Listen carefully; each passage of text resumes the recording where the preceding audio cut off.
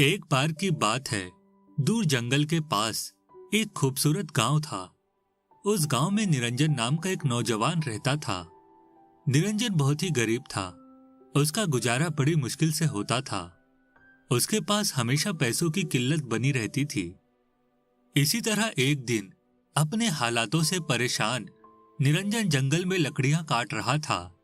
तभी वह देखता है कि पास वाली नदी में 3 विशाल कुत्ते तैर रहे हैं। उन कुत्तों के शरीर का आकार हाथियों के जितना बड़ा था। उन तीनों कुत्तों को देख निरंजन की आंखें फटी की फटी रह जाती है। ओहो, इतने बड़े कुत्ते अचानक इस नदी में कहां से आ गए? हे भगवान, ये कुत्ते हैं या राक्षस?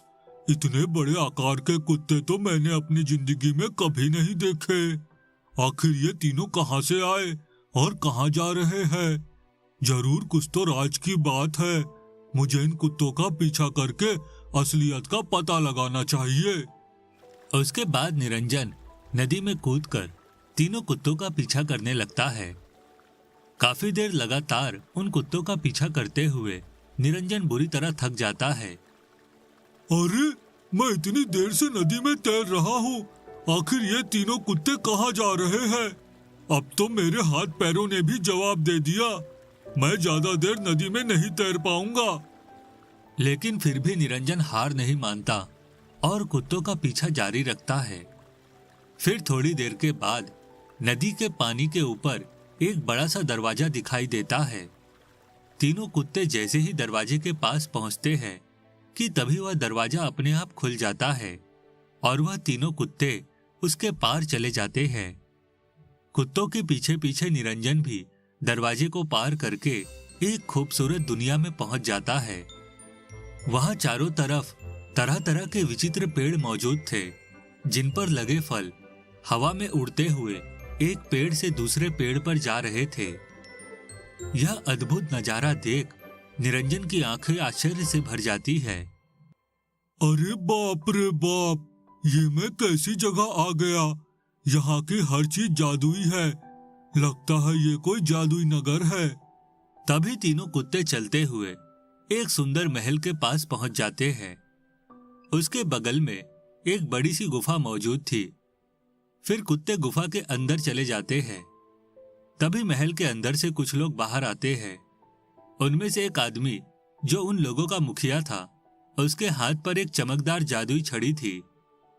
उधर सबकी नजर बचाकर चुपके से निरंजन भी गुफा के अंदर दाखिल होकर एक बड़े पत्थर के पीछे छुप जाता है। तभी हाथ में सुनहरी छड़ी पकड़ा हुआ आदमी छड़ी को तीनों कुत्तों के सामने घुमाने लगता है। उसके बाद वह तीनों कुत्ते अपने मुंह से ढेर सारा अनाज और सोने के सिक्के उगलने लगते हैं। थोड़ी देर के बाद वहां बहुत सारी अनाज की बोरियां और सोने के सिक्के जमा हो जाते हैं। फिर वे सभी लोग सारा सामान उठाकर महल में वापस चले जाते हैं। अच्छा, तो ये धन दौलत देने वाले जादुई कुत्ते हैं। मुझे किसी भी तरह इन कुत्तों को अपने घर ले जाना होगा। उसके बाद मैं अमीर बन जाऊंगा। फिर पूरे जीवन भर मुझे कभी पैसों के लिए नहीं तरसना पड़ेगा। लेकिन सबसे पहले मुझे उस सुनहरी जादुई छड़ी को हासिल करना है। उसके बाद निरंजन चुपके से महल के अंदर दाखिल हो जाता है। तभी अचानक एक पहरेदार उसे पकड़ लेता है और उसे अपने मुखिया के सामने ले जाता है। कौन हो तुम और हमारे महल में इस तरह चोरी छुपे क्यों दाखिल हुए? मुझे माफ कर दीजिए, मैं एक मुसाफिर हूँ। रास्ता भटककर आपके महल तक चला आया। मुझे बहुत भूख लगी थी, सोचा आपके महल में कुछ खाने को मिल जाएगा। उसके बाद निरंजन दुखी होकर रोने लगता है। निरंजन को रोता देख मुखिया को उस पर तरस आ जाता है। तभी वहां मुखिया की बेटी आ जाती है। मुखिया की बेटी की खूबसूरती देख निरंजन उस पर मोहित हो जाता है। तभी मुखिया कहता है, चिंता मत करो बेटा, हमारे यहाँ आने वाले मेहमानों की हम अच्छी तरह देखभाल करते हैं। तुम्हारे साथ भी अच्छा बर्ताव किया जाएगा। जाओ बेटी, इन्हें ढेर सारे स्वादिष्ट पकवान खिलाओ।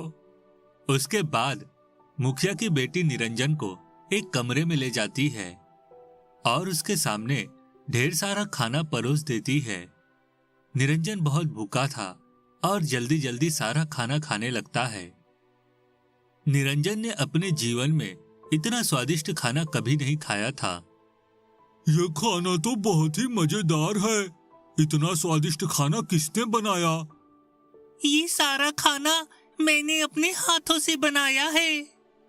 अरे वाह, ये लड़की जितनी खूबसूरत है, इसके हाथों का खाना भी उतना ही लाजवाब है। अब तो मैं किसी भी कीमत पर इसे अपने साथ ले जाऊंगा।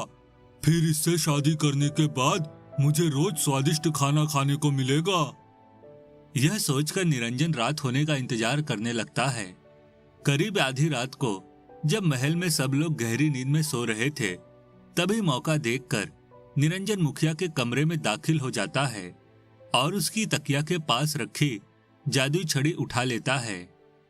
फिर निरंजन मुखिया की बेटी के कमरे में जाकर उसके मुंह पर पट्टी बांध देता है और उसे अपने कंधे पर उठाकर गुफा में चला जाता है। उस वक्त गुफा में मौजूद तीनों कुत्ते गहरी नींद में सो रहे थे। निरंजन जादुई छड़ी की शक्ति से उन तीनों कुत्तों को नींद से जगा देता है।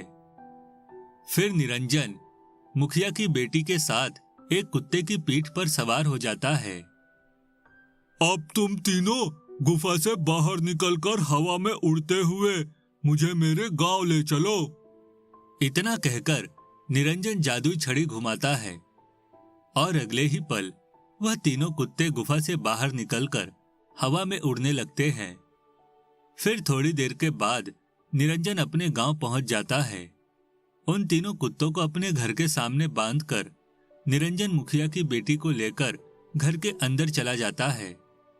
सुनो खूबसूरत लड़की, मैं तुमसे शादी करना चाहता हूँ, इसलिए जादुई कुत्तों के साथ साथ मैं तुम्हें भी यहाँ ले आया। मुझसे शादी करने में तुम्हें कोई एतराज तो नहीं है ना? देखो, मैं तुम्हें बहुत पसंद करती हूँ, लेकिन उन तीनों कुत्तों को यहाँ लाकर तुमने ठीक नहीं किया। मेरे पिताजी और महल में रहने वाले लोग जादुई कुत्तों के बिना मुसीबत में पड़ जाएंगे। क्या कहा? मुसीबत में पड़ जाएंगे? कैसी मुसीबत? हमारे इलाके में एक खतरनाक राक्षस रहता है। तीनों जादुई कुत्ते उस राक्षस से हमारी रक्षा करते हैं। अब कुत्तों के बिना वो राक्षस महल पर हमला कर देगा और सभी लोगों को मार के खा जाएगा। अच्छा, तो ये बात है। तुम बिल्कुल ठीक कहती हो। लालच में पड़कर मैंने बहुत बड़ी गलती कर दी, लेकिन फिक्र मत करो, मैं उस राक्षस को मारकर सब ठीक कर दूंगा। अगर सच में तुमने उस राक्षस का अंत कर दिया तो फिर मैं खुशी खुशी तुमसे शादी कर लूंगी। उसके बाद निरंजन मुखिया की बेटी के साथ एक कुत्ते पर सवार हो जाता है। फिर वह तीनों कुत्तों को लेकर हवा में उड़ता हुआ राक्षस की खोज में उसी जादुई दुनिया में पहुंच जाता है। तभी निरंजन देखता है कि वह राक्षस महल पर हमला करके वहां तोड़फोड़ कर रहा है। अब वो तीनों जादुई कुत्ते यहाँ नहीं है। अब तुम लोगों को मुझसे कोई नहीं बचा सकता। अरे नहीं, ये राक्षस तो आतंक मचा रहा है, मुझे फौरन इसे मारना होगा। तभी निरंजन के कहने पर एक जादुई कुत्ता अपने मुंह से बड़ी तलवार प्रकट कर देता है। निरंजन तलवार लेकर राक्षस के सामने खड़ा हो जाता है। ठहर जा, मेरे होते हुए तू इन मासूम लोगों को कुछ नहीं कर सकता। अरे तू एक मामूली सा इंसान तलवार लेकर मेरे सामने खड़ा है और ऊपर से मुझे धमकी दे रहा है। तेरी इतनी हिम्मत? ठहर जा, मैं अभी तुझे कच्चा चबा जाऊंगा। मैं तेरी धमकी से नहीं डरने वाला, मैं तेरा अंत करने आया हूँ। अब तू यहाँ से जिंदा बचकर नहीं जाएगा। यह सुनकर राक्षस को बहुत गुस्सा आता है और वह अपनी तलवार निकालकर निरंजन पर हमला कर देता है। यह देख निरंजन जरा भी नहीं घबराता और राक्षस के साथ लड़ने लगता है। तभी वह तीनों जादुई कुत्ते अपने मुंह से लोहे की जंजीर निकालकर राक्षस को बांध देते हैं। अरे नहीं नहीं, छोड़ो मुझे, छोड़ो। फिर बिना समय गवाए निरंजन अपनी तलवार से उस राक्षस के सर को काटकर जमीन पर गिरा देता है। तभी वहां मुखिया और बाकी लोग आ जाते हैं।